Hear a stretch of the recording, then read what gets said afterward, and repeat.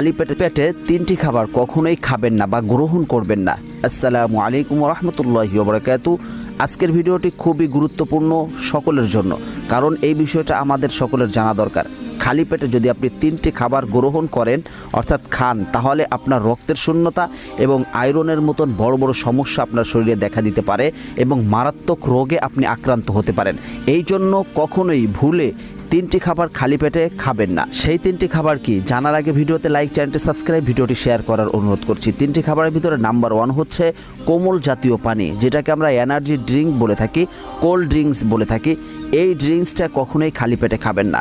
2 number হচ্ছে চা বা কফি। অনেক সময় বাসা বাড়িতে বা আমরা দোকানে যে চা বা কফি খেয়ে থাকি খালি পেটে, এই চা বা কফি কখনোই খালি পেটে খাবেন না।